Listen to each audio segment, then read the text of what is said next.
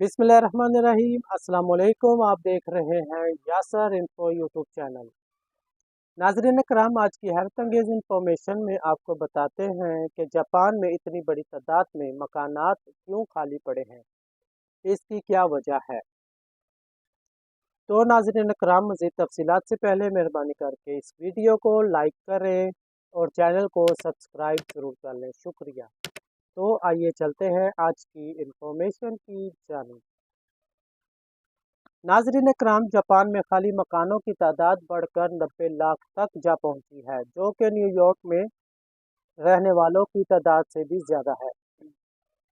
इस हवाले से गैर मुल्की खबर रसा अदारे की रिपोर्ट में बताया गया है कि जापान में हर साल आबादी का तनासब कम होने की वजह से खाली और वीरान मकानों की तादाद 90 लाख तक पहुंच गई। मीडिया रिपोर्ट्स के मुताबिक वजारत दाखिला और मवासलात के मुरतब करदा आदाद व शुमार के मुताबिक जापान में मजमूई रिहायशी जायदादों में से 14% खाली पड़ी हैं, जिनमें रहने वाला कोई नहीं। जापान में इस किस्म के खाली मकानात को अकिया कहा जाता है। इनकी सबसे ज़्यादा तादाद दही इलाकों में पाई जाती है, जबकि अब टोक्यो और क्योटो जैसे बड़े जापानी शहरों में भी इस तरह के मकानात मौजूद हैं, जो जापान की आबादी में नुमाया कमी को जाहिर करते हैं।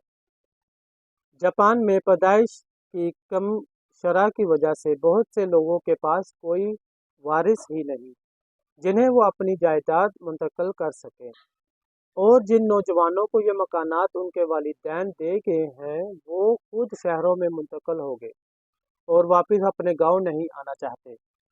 तो नाज़रीन कराम, अगर आपको ये इंफॉर्मेशन पसंद आए तो वीडियो को ज़रूर शेयर करें, शुक्रिया।